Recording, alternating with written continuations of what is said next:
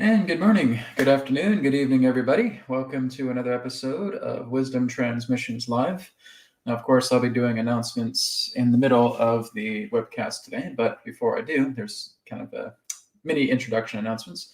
There will be no Wisdom Transmissions or signposts next week. So because I'm moving, that's why the room is looking kind of bare right now. I'm moving into another house with my fiance. So we're putting everything in boxes right now. We're getting everything packed, most of the stuff. We're officially moving next week, mid next week, into this new, big, beautiful house. So it's going to take me a few days just to get everything all set up. So I'm basically taking the week off next week just to get everything packed, get everything organized, and get everything unpacked. So if you're wondering where I am next week, well, there you go. That's what's happening. But again, I'll be back the week after. So after today and tomorrow, then in 2 weeks, I'll be back again for another Wisdom Transmissions Live and Signposts Live. Now, speaking of Signposts Live, of course, many of you may have already seen the posted video I did last week. As I said, we had a censorship incident that took place on the signposts last Thursday. And it basically gave me a warning on the account, but unfortunately the live video was deleted on YouTube.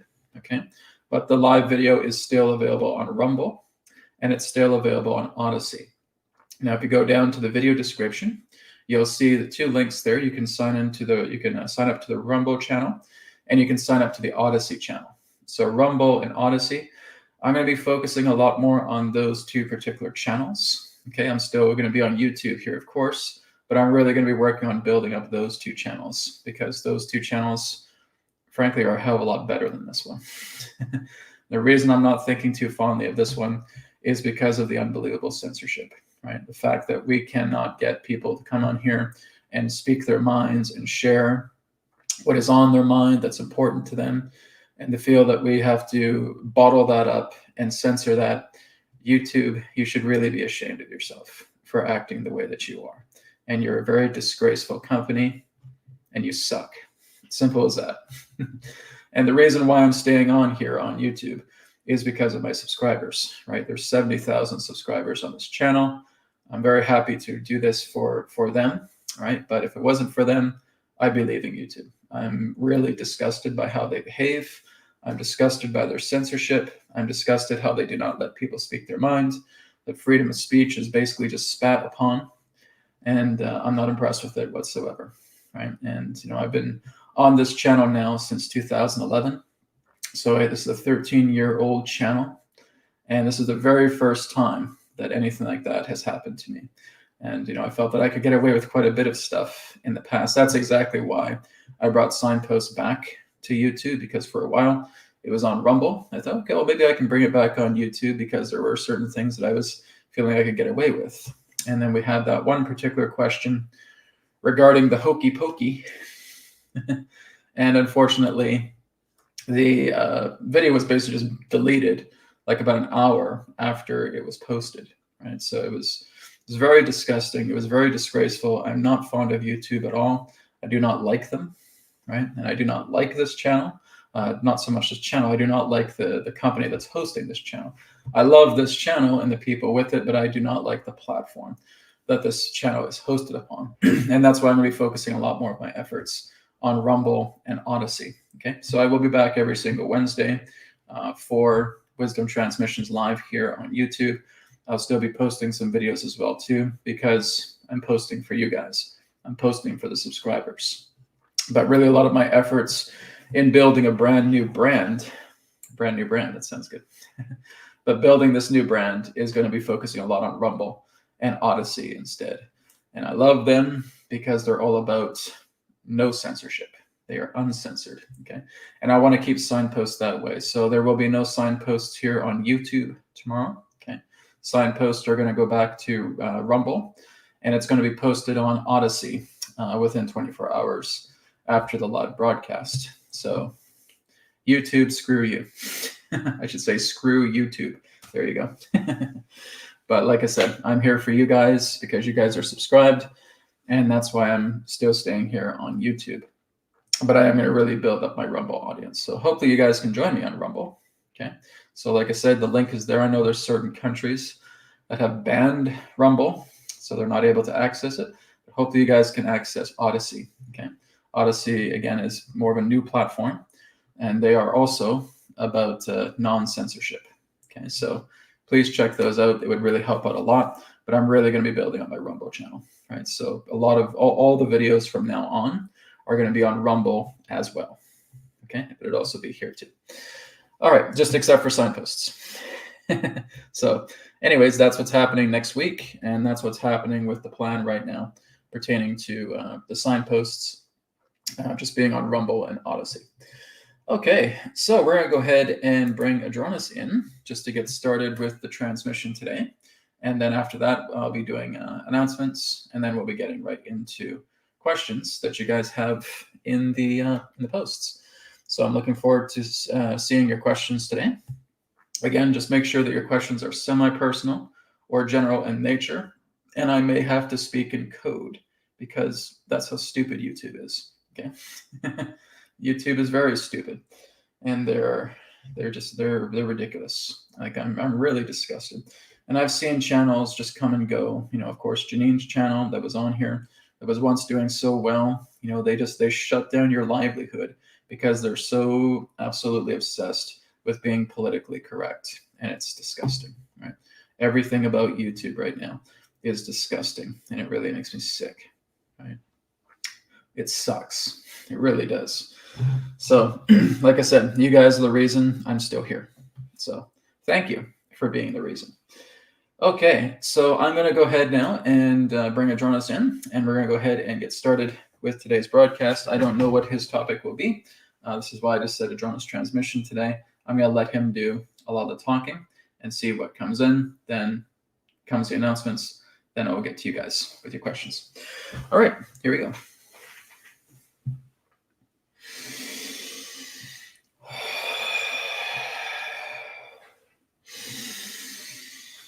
Tira.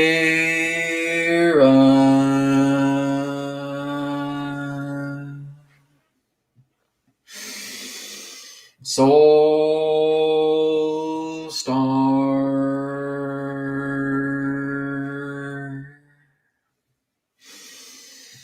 Sirius.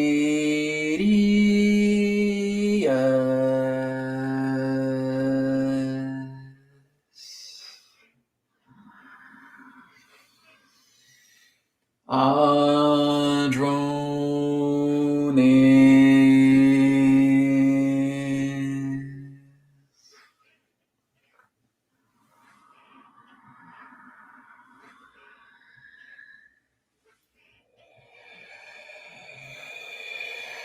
We are here. At this time, we bid you greetings and thank you very much for the opportunity of this interaction today. I am Adronis of Sirius, sending love, appreciation, and gratitude to all who are tuning in to this broadcast being brought forward through your internet collective consciousness.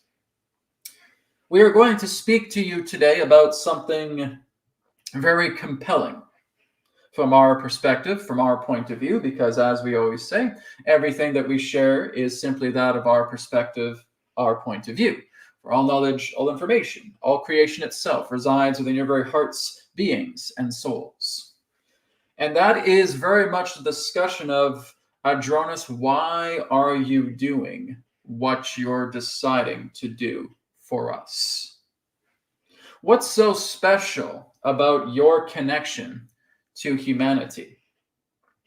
Why have you come through these near approximate 16 years of time with Brad and shared your knowledge with us? Why do all of this? We understand that Adronis comes from this higher plane of consciousness where there is so much love, there is so much joy, there is so much compassion, there is unity. Why on earth, why would you want to come and connect with us? What's in it for you? And here's the reason. Do you want to know why exactly we decide to connect with you, speak with you, hear about what you're going through, provide the insight that we do for all of you? Because we see ourselves in you. There was a time in our great ancient history to where we too were violent, to where we too were belligerent, volatile, attempting to understand our own nature throughout life. And as we see humanity, well, it's like we're looking at our children. Because as we have told you, our genetic stock is a part of yours. We are a partial contributor to the very makeup that makes humanity what it is. We are not your creators, but we are your contributors. So therefore, as we have said, we are coming back to assist family because we see ourselves in you. Not only do we see ourselves, we see many who have been the contributors, who have dedicated and devoted their own willingness to contribute their genetic stock together to your creation. And we see ourselves as you have seen yourselves, where you have doubted yourself, where you have felt hostile towards others, where you have felt disconnected, separate toward all life, toward all living creatures. You see this physical form, you see this externality, and you think that's all there is. We understand that. And that is exactly why we have come back. Because before Brad's interaction, we have had no personal interaction with your species at all. Brad is the only human being that we have ever come through, and we are only ever going to come through him. There is nobody else that can have our communication. You can certainly speak to us in certain ways, but for a communication like this to happen, it's specific for him, not for anybody else. So, first of all, it's important to know that if you notice that anybody else is claiming to connect with us and talk with us, that would be incorrect. It's only through Brad that this interaction happens because we are the only ones that speak through him in this way. And that prior to that, we have never engaged personally with any other human being on your planet in the way that we are doing with him. So the reason being is because this is indeed a very special time. Brad represents an aspect of our soul. We represent an aspect of his soul. And we look at how he lives. We look into the passion that he has and the breakthroughs that he has gone through. And we are immensely joyful to see exactly how far he has come, because this is something that we're happy to share with all of you. He was very much in a state of deep depression in the times to when he first began. He had to say goodbye to everything in his life to follow what he has been going through, which means he had to say goodbye to family. He had to say goodbye to his house. He had to say goodbye to his old work. He had to say goodbye to friends. He had to say goodbye to everything that represented an old world, because he knew he had to start over from scratch and become who he is today. And through that experience, it shows us exactly how much he wanted this, that he would be willing to sacrifice everything to come into this world. And it is for that very reason that we continued with him. For if he did not do that, we wouldn't be here. And you know what he wants for all of you? He wants you to see the light. He wants you to embrace the light. He wants you to embrace this path just as much as he did. And that is why he continues to do this work. He doesn't have to. Neither of us have to do this because we have already found our heart. We have already found our path. We have already are aware of our rhythm. We do not have any obligation to do this, but we do it because there is love. We do it because out of compassion. We do it because we see you in us.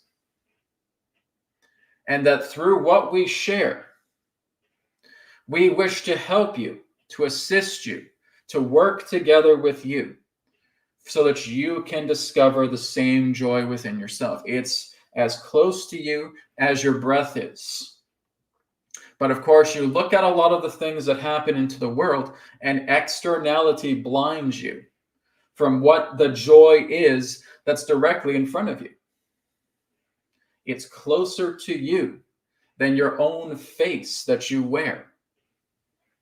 But you don't see it because your physical eyes are pointed out here. Your physical ears are pointed out here. Your physical breath is pointed out here. Your physical touch is pointed out here. All of your senses are pointed outwards.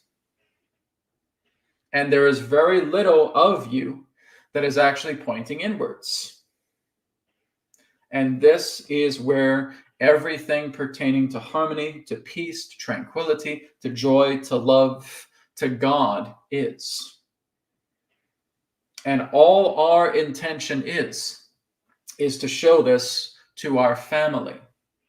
We do this because you are our family. We do this because we love you. We do this because we see exactly what you will become in time. You are going to become teachers. You are going to become stewards. You are going to become travelers. And you will be able to travel to different worlds, to different dimensions, to different realities, teaching what you have learned here on the planet Earth. You will teach many other civilizations that are still going through their own puberty of maturity, telling them exactly what they should be following and what they should not be following. You will be a guide for them on a much more higher level. We see human beings occupying the entire universe. We're not just talking about your star system or your local star cluster or your galaxy.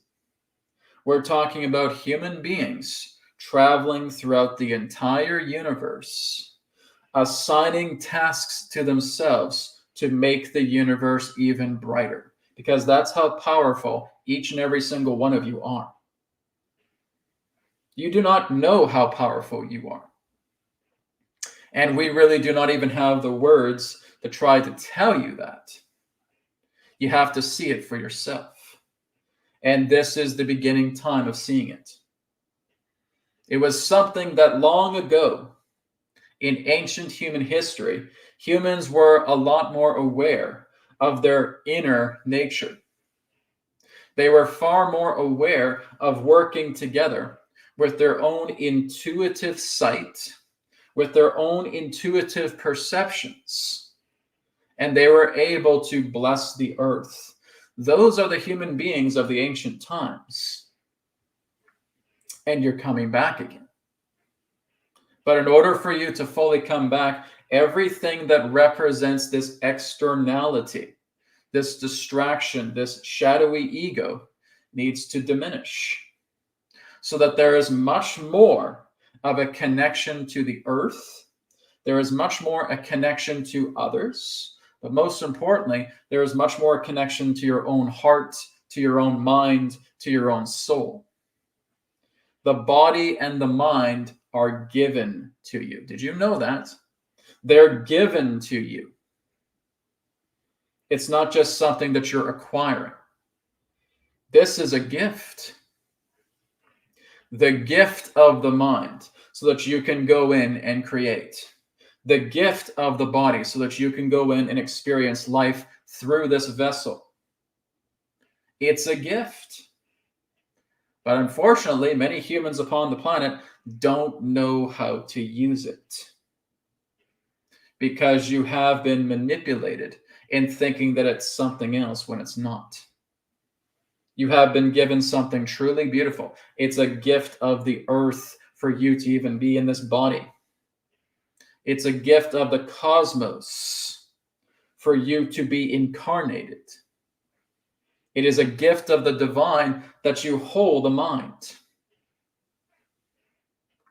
And what is it that that mind can truly do? Create worlds, create stars, create galaxies, create an entire universe. That's what it can do, if it is appropriated with certain lessons and teachings of maturity. So that is exactly what we see for many of you.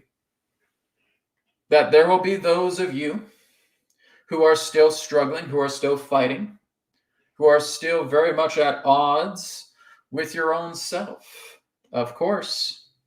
And that will still represent continual learning until maturity blossoms within you. And then there are those of you who are getting closer and closer to that very blossoming that we speak of, that will start to realize your own inner power. That inner power, as we stated, creates worlds, creates stars, creates galaxies, creates the entire universe. That's what you're capable of. And we cannot teach you this through words. You have to live it. When you start to trust inwardly and you feel that impulse of the divine flowing into you, and you know that something is going to happen, that something is going to occur, and it does. We want you to reflect back on what you were feeling, because it's those feelings that have made that happen, that particular manifestation. Whether it's you attaining a new form of career, whether it's you meeting a new partner, whether it's you in that sense traveling the world and being able to get to the other side of the world with ease, whether it's the idea in that sense of expanding your income, whatever it may be, all of that's available to you. But many of you don't think that it can be done inwardly. You think you have to run a marathon externally for those things to come about, and they don't. Which means you're basically taking the scenic route. You're taking the scenic route where there's nothing but obstacles, there's nothing but hurdles, there's nothing but giant stone walls in the way that you know it is impossible to climb over these. Not when you're inward. When you're inward, you will take a path where there are no stone walls, there are no hurdles, there are no obstacles. You have cleared them all. And we're telling you this because there are people upon your planet that do this, that can clear out every single obstacle that comes upon them. And all it takes for them is to listen inwardly. It is working with your intuitive instinct, your intuitive impulse. And that is what we're here to remind you of that power that you hold. Because that intuitive impulse does more than just help you to overcome the hurdles in this lifetime. It helps you to build worlds. It helps you to build galaxies. It helps you to build the universe. It's just a matter of how far you're willing to take it. And that is what we are here to do, to helping you further in making sure that as you follow these words, as you listen to the intuitive impulse within yourself, trust it. Trust it with all of your being and work with it. Take action with that impulse. Make the world that you know beautiful, because it is within your capability, and we are happy to serve as guides to assist you in helping to make that happen. All right? We thank you very much for the opportunity of this interaction, our unconditional love, appreciation, and compassion to all of you. We will now take a moment to pause and begin your question and answer period. One moment, please. All right. Well, that was beautiful. So, again, this is exactly why Adronis and I continue to do this. I'm in such a good place in my life right now, and it's true. I don't have to do this stuff, but I do it because, number one, I love it. Number two, I appreciate all of you, and I want you guys to enjoy this as well too. And I know at times it's been very challenging because all I can do is share this with words, right? I would love to be able to link up with minds and being able to show you all this that's happening at the same time, but of course, we may not be able to achieve that. So again, I'm here to continue to do the work that I love to do. And looking back 16 years, it was an intense time. It was very, very, there were times too where I felt that maybe I shouldn't be doing this. Maybe I need to go back to the old world. And I kept getting that reassurance from within. No, keep going, keep going. You have to let the old world go. Because that's true. Like I basically let go of everything in my life, going back from 2008, 2009, moving ahead in this way, everything I left behind, right? It was family, it was friends, it was house, it was an old job, it was career, it was profession, it was money, all of it just basically wiped the slate clean.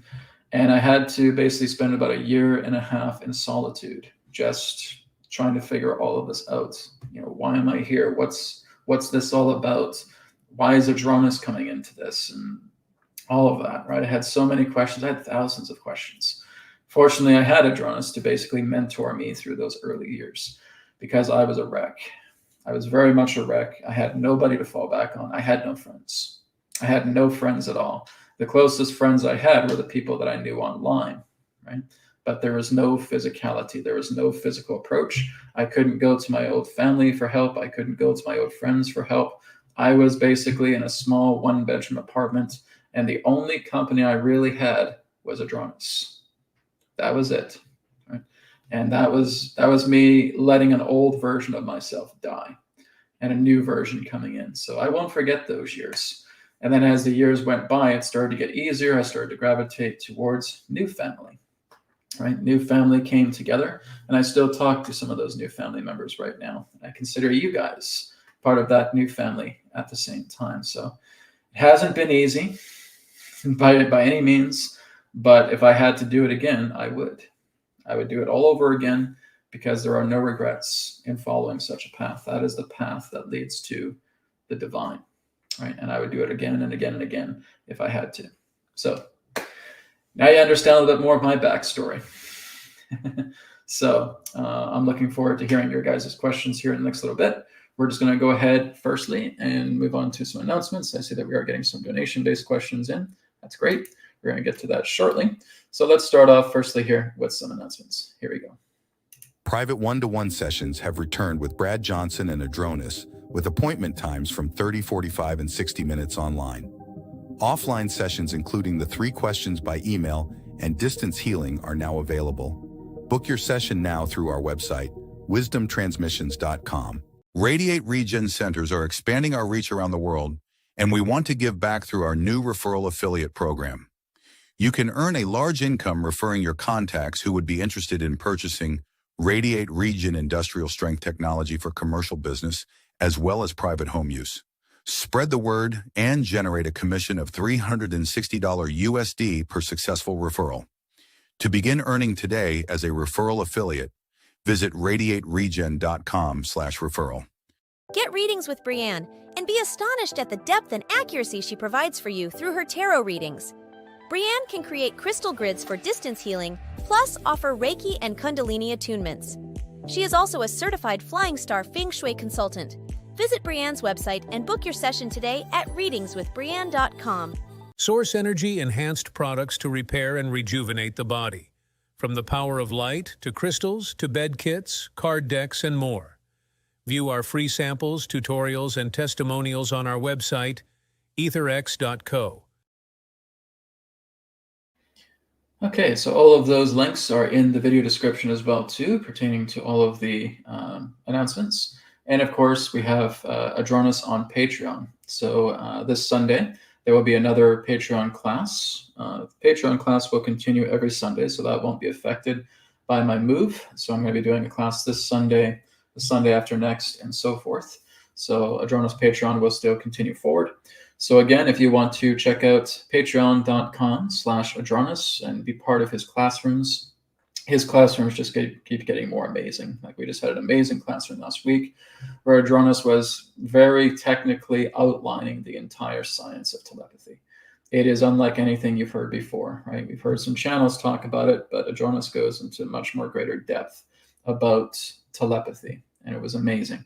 And he's talking more in these subjects where he's kind of like unhinged. There's a lot of great information coming out on these very key topics to helping yourself with expansion, going into the right side of the brain, moving into certain abilities like telepathy, telekinesis, all of these things. So it was a really amazing classroom. You can always check it out if you are a Patreon member. Okay, it's only $18 per month. Plus you get a 7-day free trial when you start. And you can, again, when you first sign up, you get a free class, right? Because that would be part of the 7 days that you're a part of the Patreon group. So again, check it out, patreon.com/Adronis. We also have a support group on Telegram that you can be a part of. And of course, we also have a series going on in Patreon just for Patreon members that's called Adronis Answers, where you can ask questions beyond the classroom. And I put together a video with Adronis answering your questions, personal or general in nature. So check that out, patreon.com/Adronis, available now. Okay, so we're going to go ahead and get started with the questions that we have for today.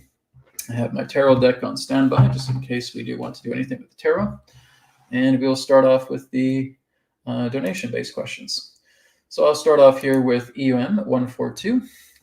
They ask, Adronis, why do certain people are able to live much longer, up to 85 to 90, even though they neglect their body by eating crap, smoking, drinking, etc.?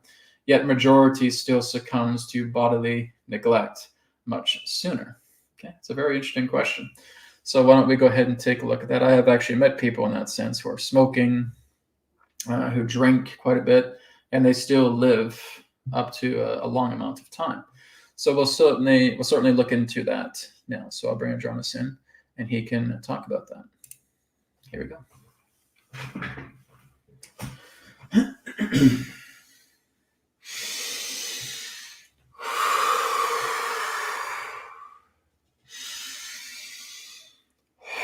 We thank you very much for your question. Well, again, understand that, yes, there are those who have greatly abused their body because, again, every single one of you has a path. Now, that path can be something that may be rigid and long, or it could be something that is curved short. It could be something that is greatly extended further. Simply because everything that took place together in their lifetime needed to take place. They had to meet milestones. Those milestones may stretch for some just up into their early years, or it could stretch more into their later years, or to even stretch further into a longer life. You see, it's not all about genetics. It's not all about body type in that way. It is about experience. It's about your dharma. Yes. So again, you may have someone, for example, who may live up to 95 years of age, but they have spent so much of their life drinking. They have spent so much of their life smoking cigarettes. They have spent so much of their life having drugs. Yet they're still able to continue up until 95 years of age because that's their dharma. Because that's the line that has been drawn out for them, because everything throughout those 95 years represented milestones that were attempting to show them more about who they are. And that was the stretch that was given based upon the nature of their dharma, their own duty, as it were, pertaining to this life. So that really is the answer, which means the body will hold out even if it is getting hit with a great deal of intoxication.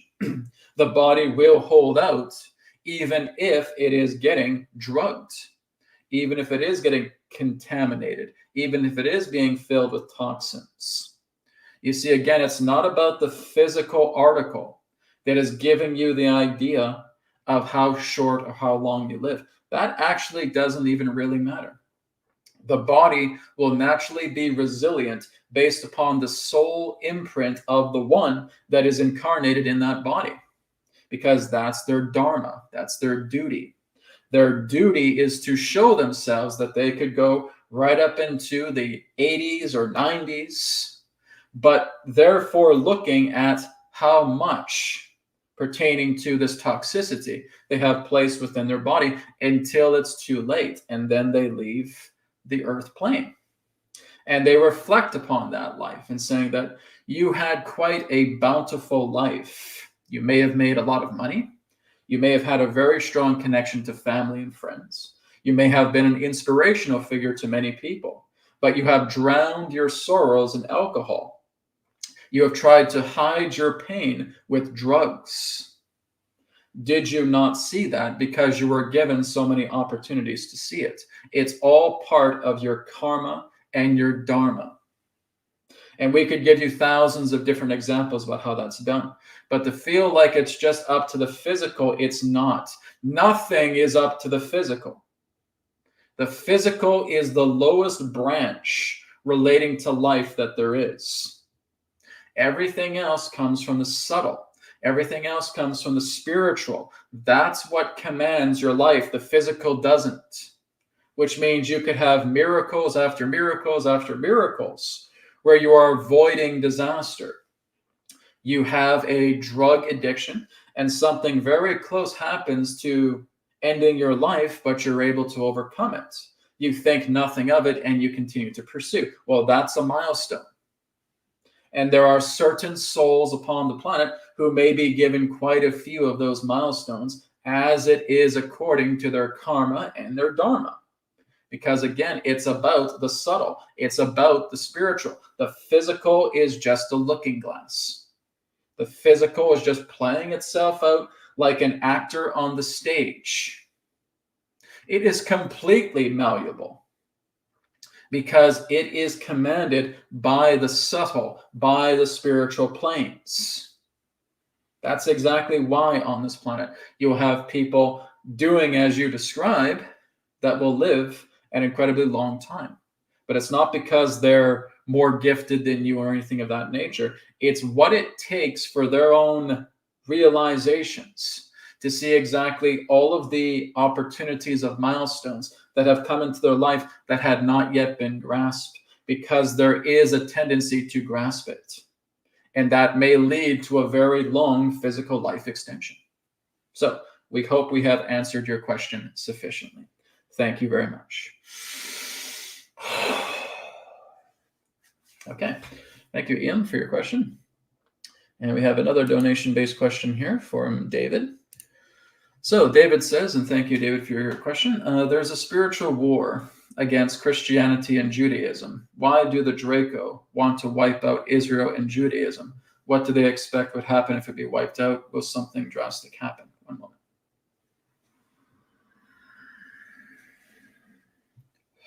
We thank you very much, David, for your question. Now, there are misunderstandings in regards to your question. What makes you think it's the Draco? Because that's what you've been told, but it's not. It has nothing to do with them. Right? The Draco have had their own agendas, but if you feel like what is happening right now pertaining to Israel that's taking place, or any other local wars that are taking place upon your planet, and you think that that's the Draco, well, what you're doing is you're pointing a finger towards something where you do not even understand the story. You need to put that finger down. You have to understand that exactly what's happening pertaining to with a lot of the proxies relating to this war is takeover. And this takeover is not really coming from the Draco. They have had their time. You're actually realizing that many of the Draco that were very much at once a part of this agenda aren't anymore. They're basically finished. This is why we say you're pointing your finger at something that you do not understand. and you need to put that finger down. So when you're looking at the nature of war upon your planet, please understand that from our perspective, this is a human agenda. This is a human perspective. Yes, they have had influences. Yes, they have had visitations. Yes, they once had a great deal of these agendas that were being served beyond the earth, but the ones that remain are basically treating this as a human agenda. This is a human situation. It's not about extraterrestrials. The greatest thing that any particular extraterrestrial off-world group has ever done throughout the history of your planet is come down and pose as gods.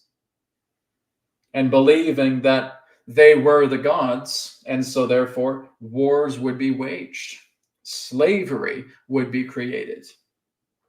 Harsh mining of your own planet's resources given in majority to the gods, with very small amounts being given to kings and queens and emperors. That is the greatest extent to the connection of extraterrestrials that have ever come upon your planet for as long as you've been here. This has nothing to do with the idea of an extraterrestrial affair. This is a human affair.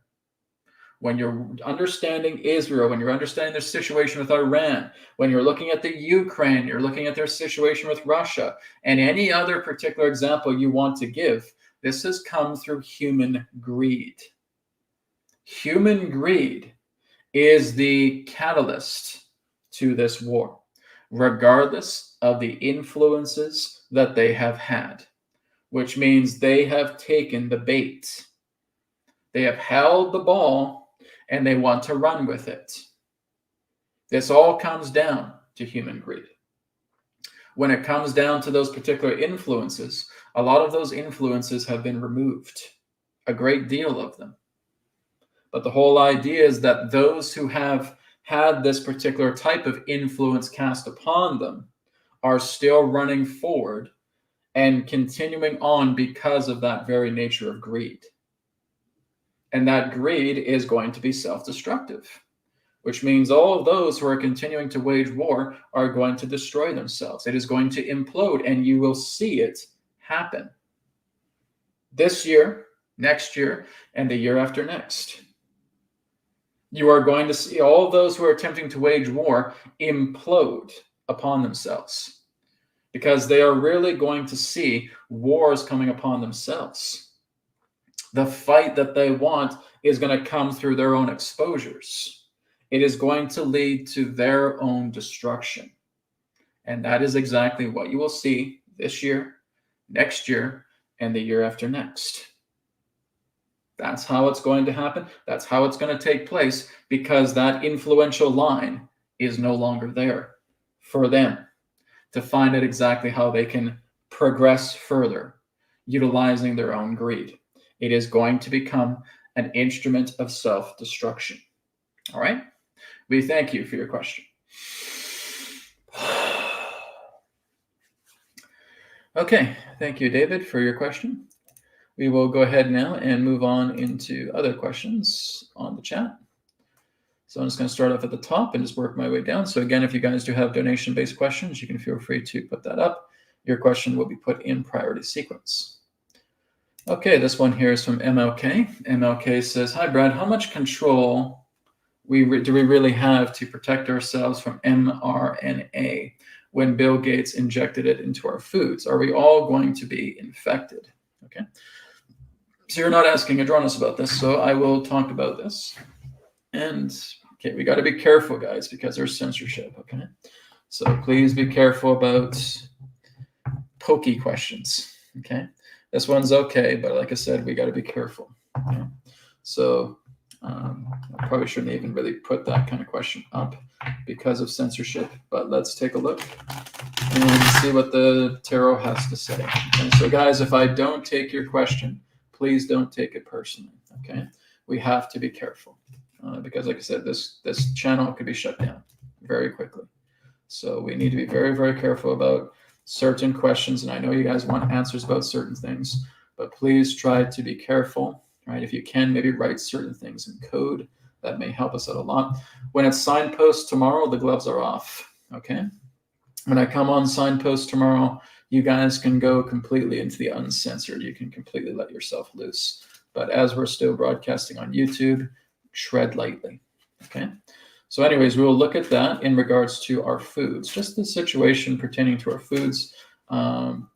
Is there an infection that's taking place with the foods, with a lot of tinkering?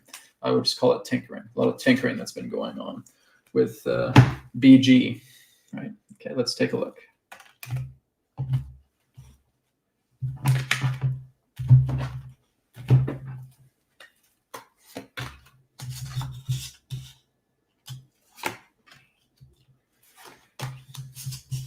Well, the good news is that not all foods that we think are contaminated are, okay?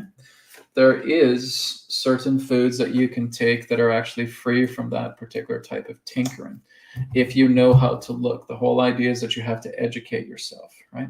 So this is basically what this card is telling us, is that even though there are certain foods that are tainted, if you're intelligent, if you work together with your research, you can look at certain foods that have not been touched by that. And Adronis has always talked about the importance of eating living foods. And by that, he means really foods that you can grow yourself. And I know not everybody has access to it. Some people, again, may just have these small apartments, these little studio bachelor suites, so to speak, and they have no balcony, they have nothing that they can grow. Well, in a way you can, right? But like I said, there's nothing greater than you growing your own food. Okay, so what this is also telling you is that you need to be very discriminatory about what you're going to shop for. Okay, now, even though some of us, I'm going to say a lot of us rather, may have a lot of toxicity in the body, okay, from the tinkering that has happened, it's not over for you. Okay, it doesn't mean, okay, it's hopeless, we've lost. No, not at all. Okay, this is why I've talked about working with something like Radiate. Okay, Radiate helps to reverse those effects, and we have scientific proof that that is happening. I have had people that have come here who have had a blood test before taking Radiate, and then they go downstairs in my suite and they experience Radiate Regen for 3 hours.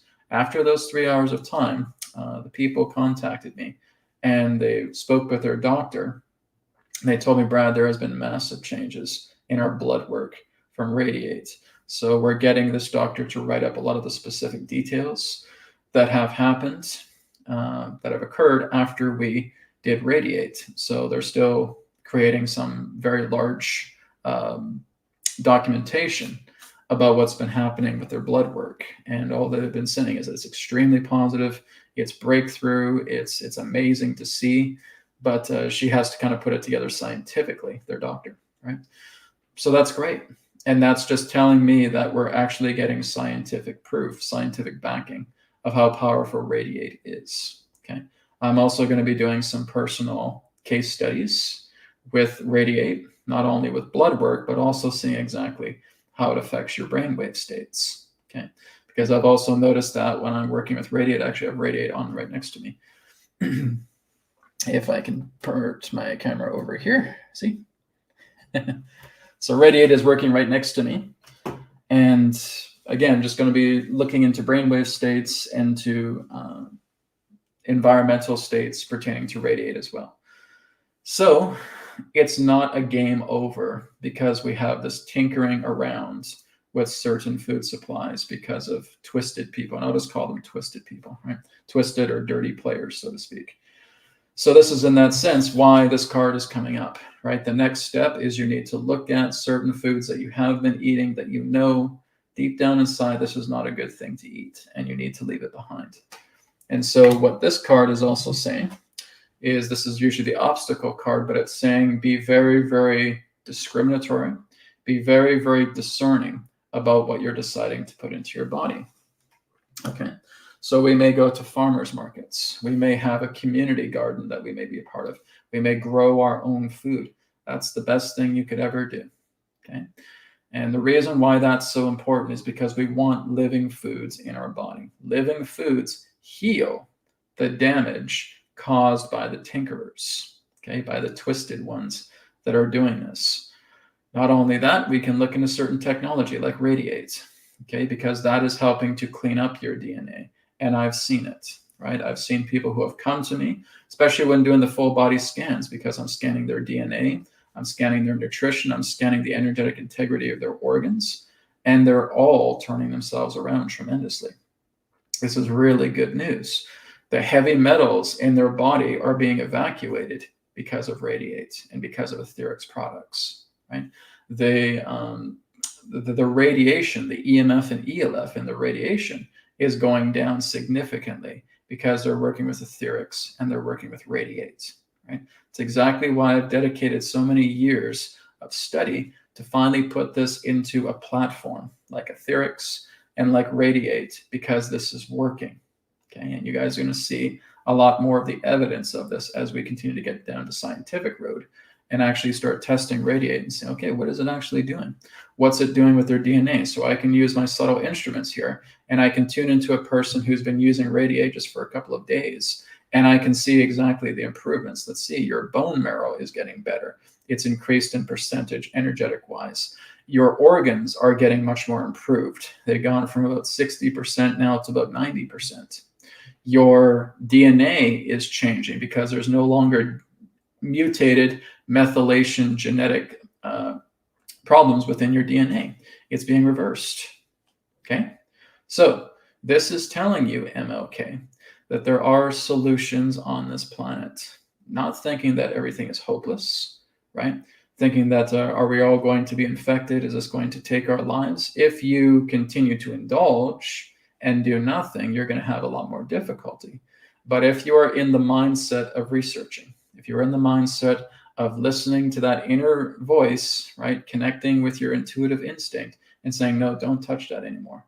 Let's move in this direction. Let's plant our own food. Let's be part of a community garden.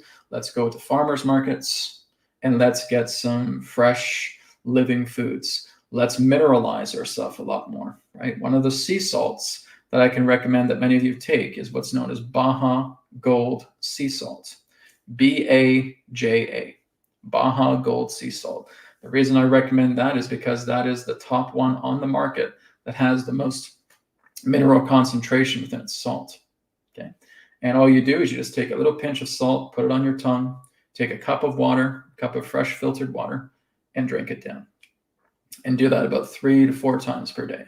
And you're noticing that your body gets mineralized. Boy, have I noticed a difference, because I do that every single day. I do about 3 or 4 cups, just 3 to 4 cups of fresh filtered water, pinch of that sea salt, putting it on the tongue, leaving it there for a couple seconds, and then just drinking it down. And there is a difference. You do that more and more every day. Your body starts improving in great ways. Not only am I able to scan my own body through my own subtle tools, I also have a technology called BioWell. Right? And I'm actually checking my BioWell now weekly to see how it's doing, and improvements are abroad. Okay.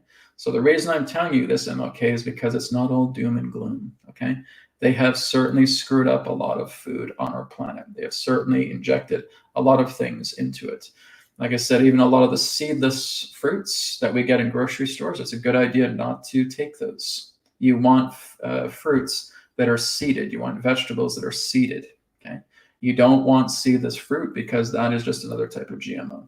Okay. So we want to be mindful of that. Whenever you're seeing seedless lemons or you're seeing seedless bananas, okay, the bananas that we eat are garbage. Unless you're actually eating the organic bananas that actually have seeds in them. Those are actually the real bananas. Okay.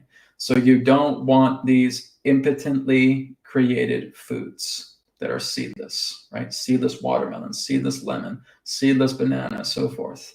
That's the garbage you have to get rid of. Okay. And you want to make sure that what you're eating has a seed, because then you want to take that seed out, maybe start planting it. Okay. Go into a community garden, start planting it. That would be a great idea. Okay. So this again is where together we're working on this. This is our strength. Our strength and our resources are with each other, right? That's the golden nectar. That's the golden value of what we can do together. As we work together, we discover these things together, we inform each other, and we now start to change, transform, right? So the potential outcome here is a lot of people are confused because they're not getting the message. And even if they are getting the message, they're still stuck in old ways. They're still stuck in old traditions. So we need to reevaluate ourselves. When we look at the long term, a lot more people are going to scrutinize. I think there's going to be a lot more accountability for a lot of these GMO products that are being sold to us as food. Because again, you go into a grocery store nowadays, 90 to 95% of a lot of the stuff that you find on the shelves are garbage, right? The only thing that's really edible is if you're going into the produce section. But like I said, you're getting out the GMO, you're getting out the seedless. And like I said, I'd even say like 95% of the entire store is just a bunch of GMO garbage, right? And unfortunately, people who don't have a lot of money have to buy a lot of that crappy food. And you're right. But this is exactly why we have tools to help out in that way. It's getting more and more expensive to even buy groceries nowadays, right? And some people basically have to go to like a dollar store and do some shopping there where there's absolutely no produce whatsoever. But I'd say if you have the means, look into doing a community garden, looking into planting your own foods, looking into affordable farmers markets. That would be solutions, right? We really want to try and get a lot more of the living food within ourselves. Okay, so MLK, hope that helps with your question. Thank you very much. Okay, here's a question here from Samar. Samar says, can Adronis talk about how to gain healthy weight for men? Okay, so 1 moment.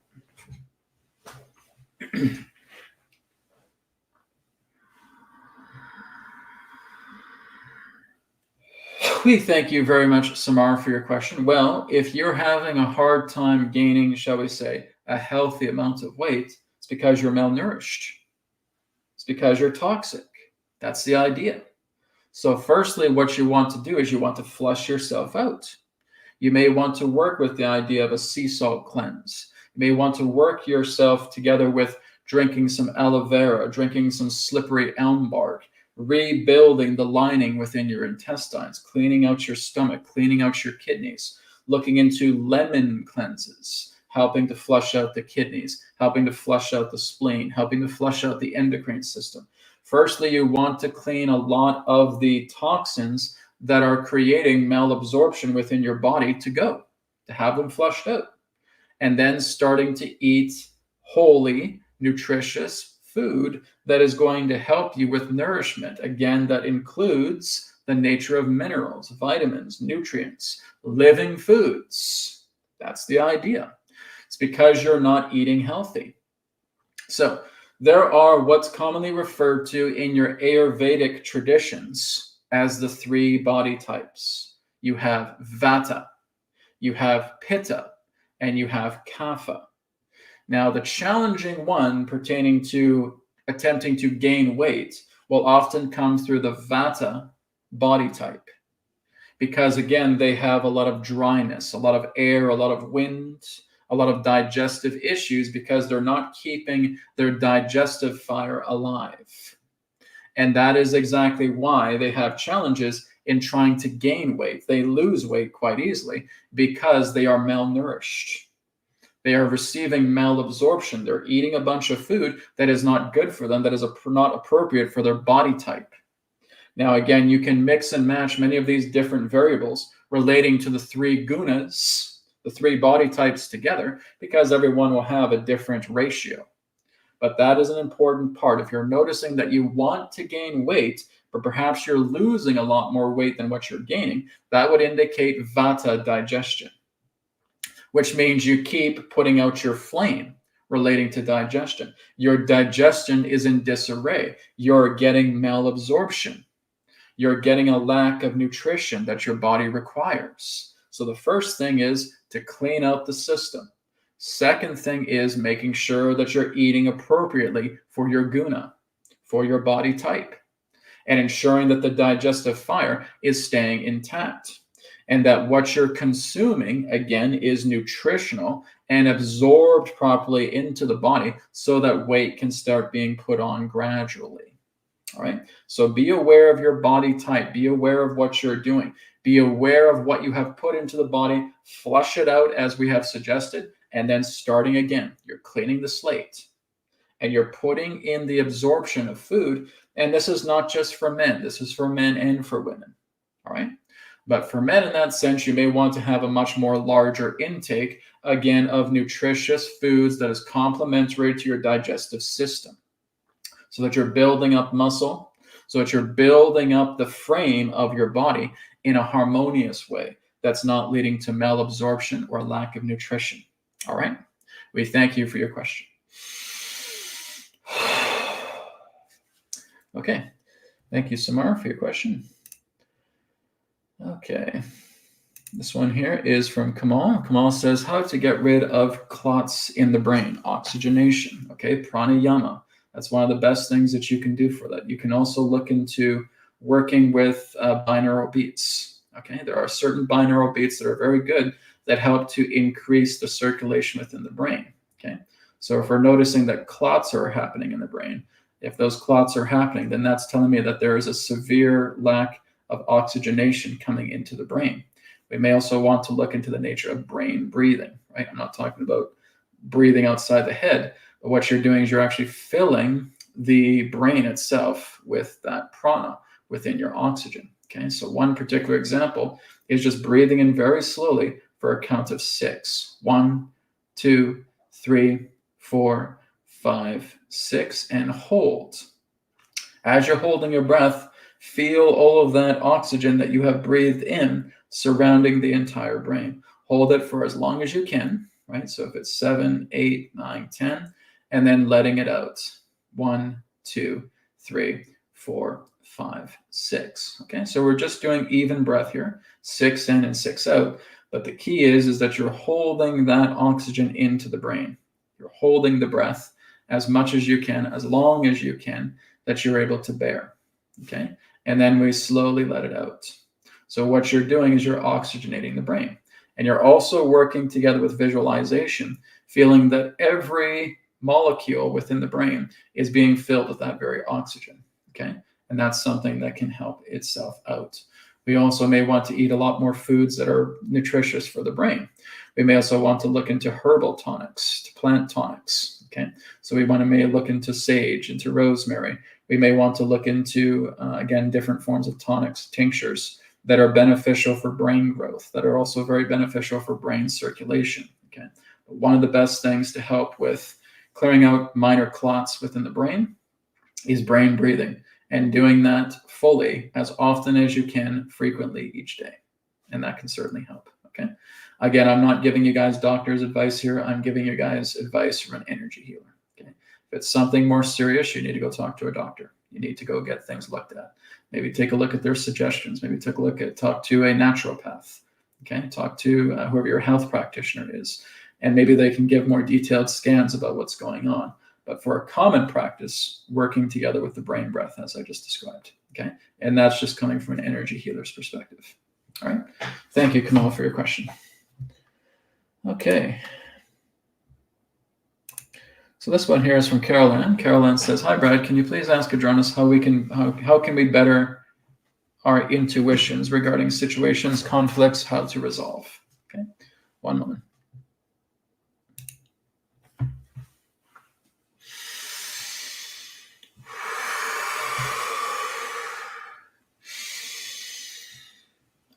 We thank you very much, Caroline, for your question. Well, Caroline, we have been talking about this extensively. The key is meditation. The key is settling yourself down. If you think that you're going to build up your intuition by constantly being active, even when you're sitting down and reflecting within, then you would be wrong. The nature of intuition is not birthed through the nature of continuous high activity-based action. Doesn't work that way. It comes through calmness. It comes through centeredness. It comes from going into the quiet. This is where we've talked about the 3 main principles: stillness, silence, surrender. That's the key to building up the voice of intuition within yourself. It comes through that. So when you are still, when you are silent, when you are in surrender, everything pertaining to externality fades away, and you want to stay there for as long as you feel that you can. That over time, what's happening is you're activating centers within yourself. You are keeping a strong poise. You are silencing everything internally. Even if there are a lot of sounds externally, you're not letting it penetrate you internally.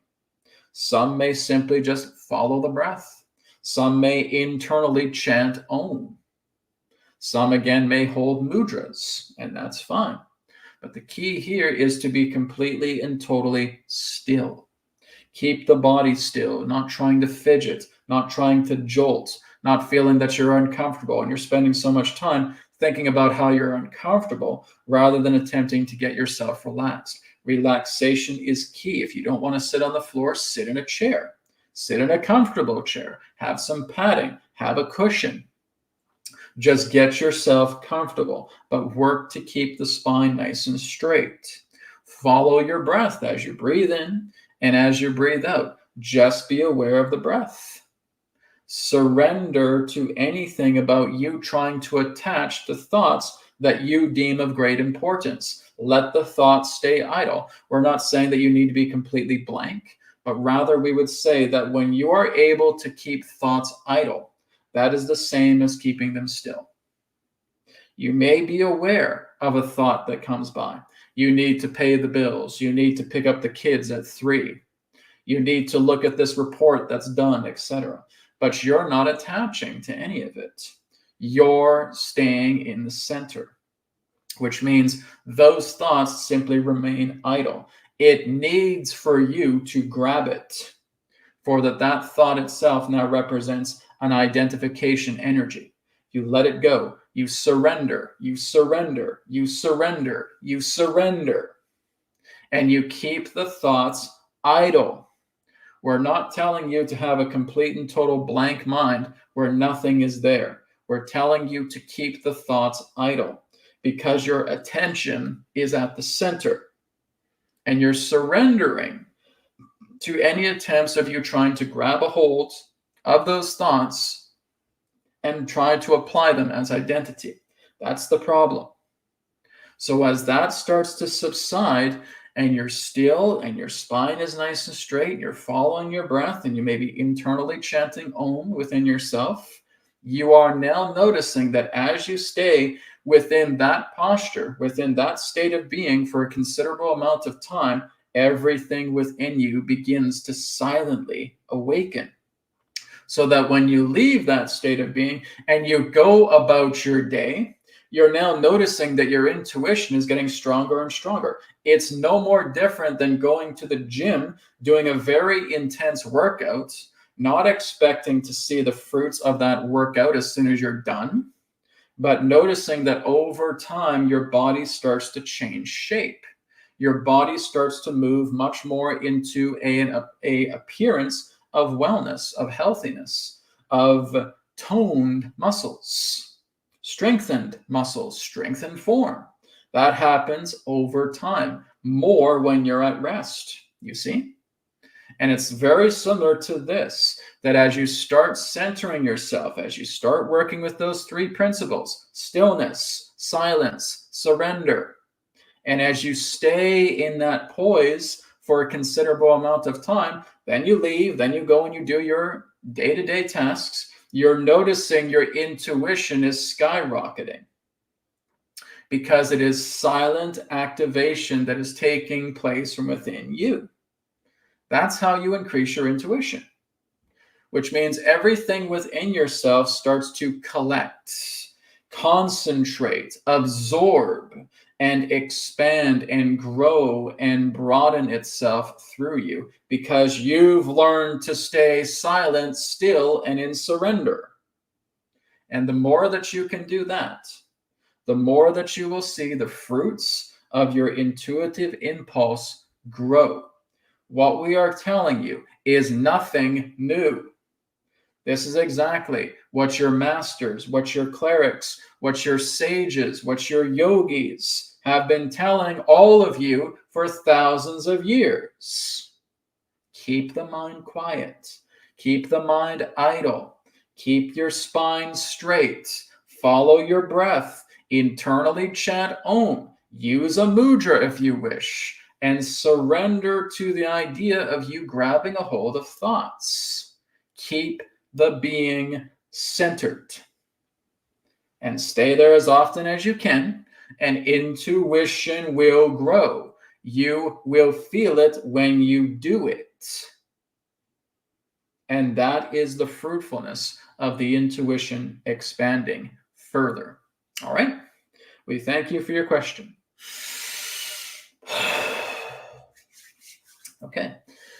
So that's very important. Like I said, guys, this information is not coming together for entertainment purposes, okay? I'm not on the screen to entertain you when it comes to this particular type of information. This is information. I hope you guys are taking it, seeing its value, and you're applying it to yourself. We are not having an intellectual debate. We are not having intellectual quarrels. Whether this is the way or if there's another way, if you ask me a question, if you ask Adronis a question, he will give you the answer. I will give you the answer. And all I hope you're doing is you're taking that and you're applying it. Don't just put it over in the cubby hole. Don't just put it over on the shelf. If you're curious about these things, you get this information, and even within yourself, you're saying, yes, this resonates, try it. And if you haven't been trying it, I'd have to ask you why. Oh, because I'm too busy in my life. Well, then you have to decide exactly what your priorities really are, right? Because if you really want to develop this, people who develop these things apply it, which means if you don't apply it, you're not serious about this. This is something that's much more lower to you. And then I question why you're here, right? Because again, it's not about the idea of trying to feel like this information is just here to entertain you, or put it on the shelf and just leave it alone, right? If you're asking these questions, I really hope you're taking it seriously, right? Please put all these things together in priority sequence.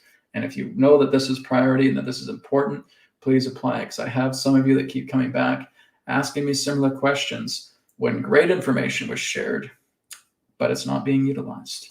Please apply to what you resonate with. If you resonate with it, please apply with it. If it doesn't resonate, then fine, put it on the shelf. But please consider that. That way you don't have to keep coming back and coming back again, asking the same questions. Okay? Very important that we apply. That's so very important. Okay. Okay, this one here is from Jen. Jen says, hi, Brad, a question. Can Adronis talk about what happens when somebody leaves the physical body, as in death? After that is another dimension. Thank you. Okay, so 1 minute.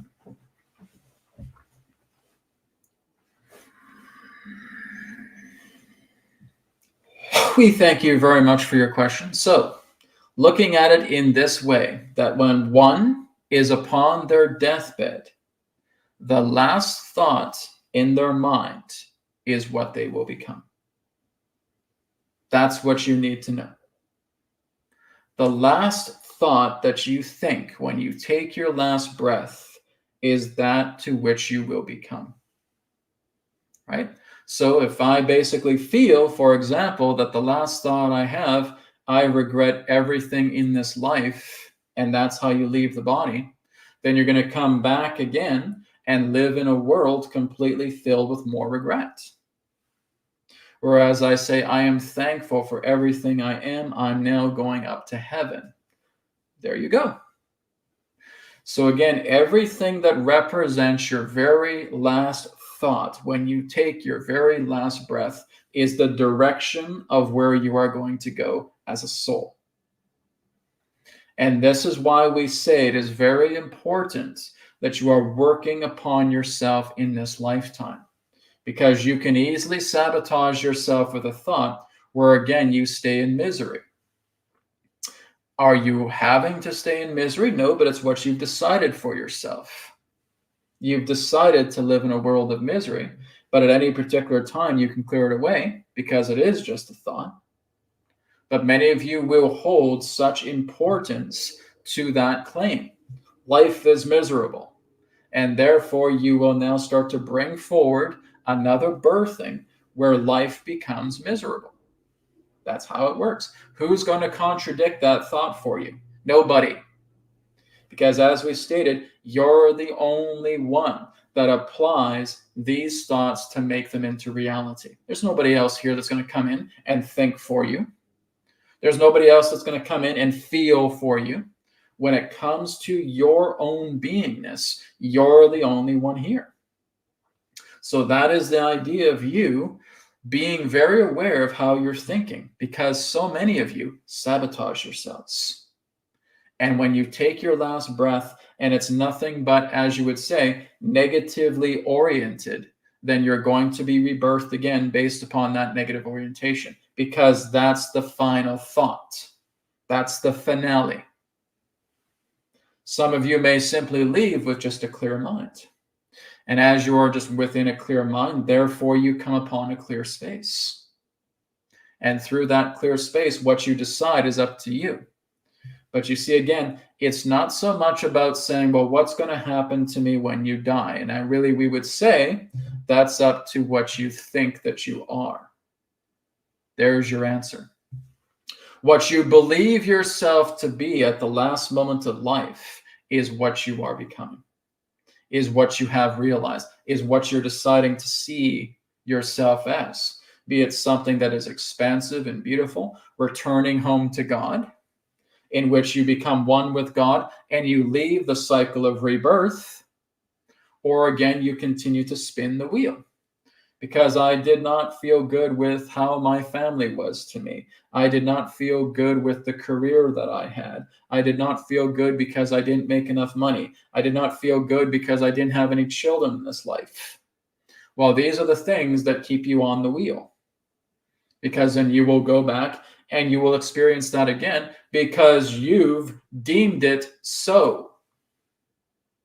You still think that there's somebody out here that's going to make a decision for you. And that's not how it works. Everything that you lead through life is based on your decision, how you think of yourself. It's not some external force that is going to make a decision for you. The guides, the angels, the helpers that you have in spirit will always reciprocate based upon what you have decided. Which means you've decided to be in this lifetime, to grow, to have a child, to have a family, and want to see that person grow, to see that child become a young man, a young woman. And you want to continue to see how that grows. Well, your own support system is going to keep you in that life as best as it can. Because again, once you realize something and you're wanting to override it, you certainly can. But they also say, well, if you override that situation, here's what's going to happen to your child. And it may be something very devastating because you're not in that child's life. You see it like a life review and say, no, I want to stay with that child. There you go. And through a near-death experience, you come back and you want to help that child grow up. Well, there's an example. So everything is staying within your framework. When you're looking at what is beyond this life, it is the beyond, which means it's all possibility, it's all potential, it's all capability, it's everything that you feel it can be. We simply cannot describe it to you. It is the infinite. And whatever your role is through the infinite, it will become so based on how you see yourself. Not how another sees you, not through some external force telling you this is what you need to do. Doesn't happen because that doesn't exist. It's all through your thoughts. It's all through yourself. If you feel that you're going to burn in hell, well, then basically all you're doing is creating thought forms of you suffering in your own manifested hell, because there really is no such place. It only exists in your mind as a thought, as a feeling. And if that's your last thought that you think prior to leaving this body, then you create through yourself your own rendered manifestation of hell. Until you say, okay, I've had enough, I'm ready to get out of here. And then opportunity comes for something new to unfold. So in order for you to understand what is beyond this, you firstly have to understand what is this.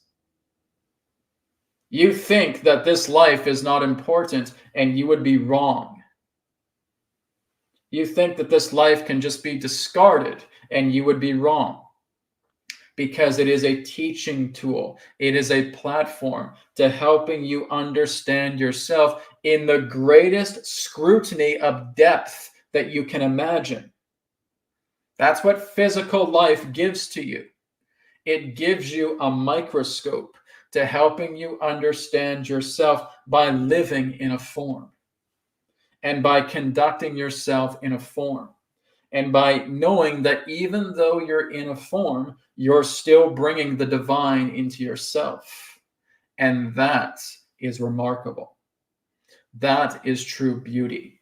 That is true evolution. This life is not to be taken for granted with. This life is not to be discarded, thrown away like it means nothing. It has far more importance to you than you may realize. It is telling you about yourself, how you experience yourself, how you work with your thoughts, how you manage yourself. Are you expanding yourself? Are you getting caught up in the illusion and contracting yourself and becoming subservient to experiences that are external to you? How do you handle yourself in such a life? Because many of you have come back again and again and again and again, because you're caught up in the cobwebs of illusion of believing that everything external guides you. You very, very rarely give thought to who you are from within.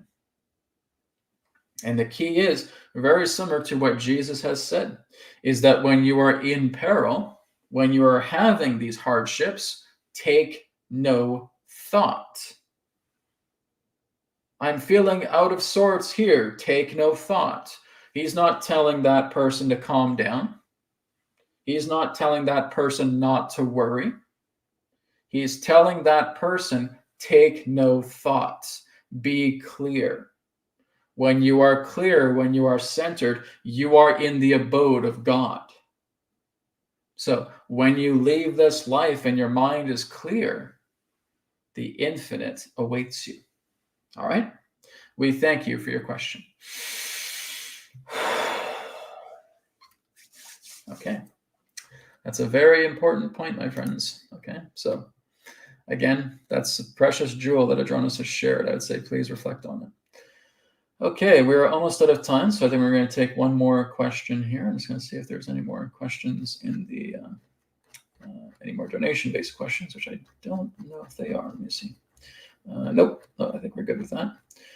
Okay, so let's go for one more question. I'm just going to scroll down a little bit more. Okay.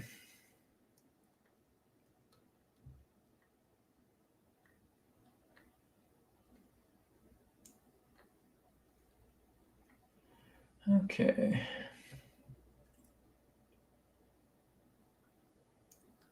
So I'm trying not to do any personal questions, people. Okay, so I know there's certain people here with personal questions. So like I said, we basically just ask questions that are semi-personal or general in nature. Okay, I think we'll end with this one. It's a simple question, but it's important. Okay, so 7Cs asks, hi Brad, is it okay to eat meat? My friend, there's nobody here to judge you. Okay, and if anybody that's judging you in that way, you know, it's not called for. No, it is not wrong to eat meat. However, the whole idea is that it is important to look at, because like I said, I've eaten meat, okay, myself, but I'm seeing a lot more about how being vegetarian, how being a fruitarian, right, how eating a lot of these particular living foods benefit you so much. So if you decide to eat meat, that's your own call, okay? Nobody is going to come into your house, duct tape you to a chair, and close your mouth, right, and then do that. So it's not what this is about. But the whole idea in that sense is just being aware of how that food affects you, okay? Because there are people who are extremists who basically are as extreme about this as religions are pertaining to anyone eating meat, okay?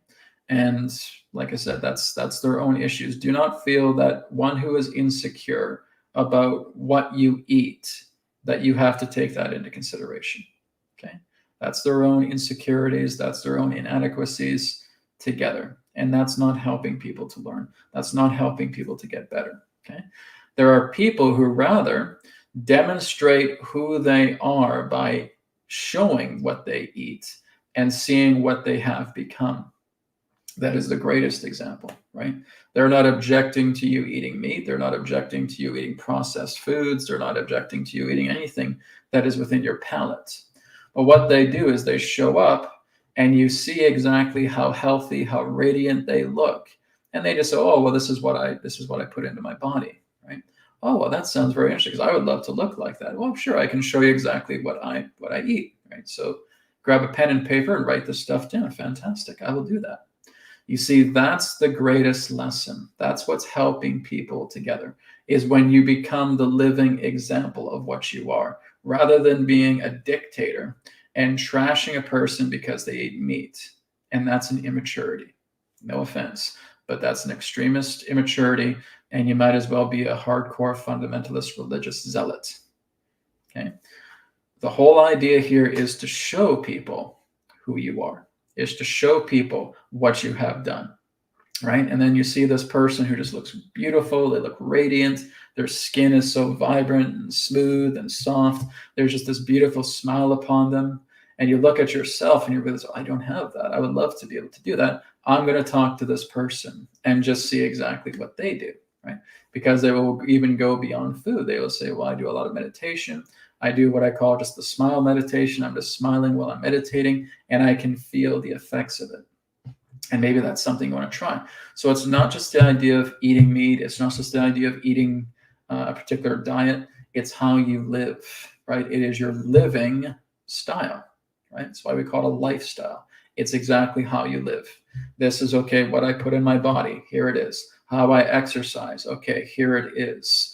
But how I compose myself, how I bring myself into feeling my own joy, my own heart, well, here it is. And then you become a living example for that. Okay. So I am not here to say, oh, guys, stop eating meat, or, stop being so gung-ho with your vegetarianism and trying to put people down and all that, right? I do feel it's a religious fundamentalism, really. But the whole idea is just be the living example. If you see somebody that walking down the street and, they look amazing, talk to them. Say, hey, I can't help it. I think you look great. I'm just wondering, I'm trying to fix up my diet. I'm trying to fix up my lifestyle. Can we talk? Oh, sure. Right? Because those type of people are going to come. So there's no such thing as a perfect diet. There really isn't. The whole idea is that there is such a thing as a perfect living. Okay. And that perfect living is within you, but you're working to try and bring that out. So I'm not here to throw a gospel on you saying, no, thou is a sinner and shall not eat thy meat and blah, blah, blah, blah. No, because that doesn't do anything. And even if you change, you're going to change out of fear, right? I'm not going to touch any more meat anymore because Brad chewed me out. And I'm not going to touch any more meat, and I'm just going to eat fruit and vegetables and blah, blah, blah. And then you're going to suffer, because that is not the right way of change. If you're feeling you are changing because of dictatorship tendencies, because somebody got mad at you, somebody got furious with you, and that's how you think that you need to change, you're going to go through hell. Okay? This change needs to come through you. It needs to be an internal change. You're seeing, for example, how that person that you met conducts themselves, how they look, how they behave. That's wonderful. That's an inspiration for me. Now that I change, I'm changing myself through inspiration. I'm not changing myself through fear, right? So you're going to meet all kinds of, like I said, religious fundamental like people that will tear you another bumhole because you're eating meat, okay? And like I said, that just doesn't work. Because if that person changes, then they're following a path of fear. And you should not be trying to eat well because of fear. You need to be inspired, right? Inspire yourself to change. Do not try to change out of fear, because you're just plummeting down another rabbit hole. which means at some point you're going to buckle, and then you're going to indulge and you're going to eat more disgusting food that's going to be horrible for you, right? So with how you decide to change and how you want to better yourself, let it come through inspirational measures. That's what I can share, 7 C's. That's why I wanted to take your question, because it is an important one. All right. Thank you, everybody. That is going to wrap up our broadcast for today. I appreciate it. And again, I will be back. I appreciate all of you guys asking your questions. Thank you so much. I'll be back tomorrow at 10 a.m. Pacific time, not on YouTube, okay, but on Rumble. So again, you can follow me on Rumble. The video description below has the links to my Rumble channel for the Signpost Live. Tomorrow is uncensored, so we don't have to worry so much about tippy-toeing around YouTube's idiotic censorship. Okay, so that'll be happening tomorrow morning at 10 a.m. Pacific time. It'll also be uploaded to odyssey.com within the next 24 hours after the broadcast. Okay, so thank you for joining me, everybody. See you tomorrow on the Signposts. Namaskar, and may it be well with you. Goodbye for now.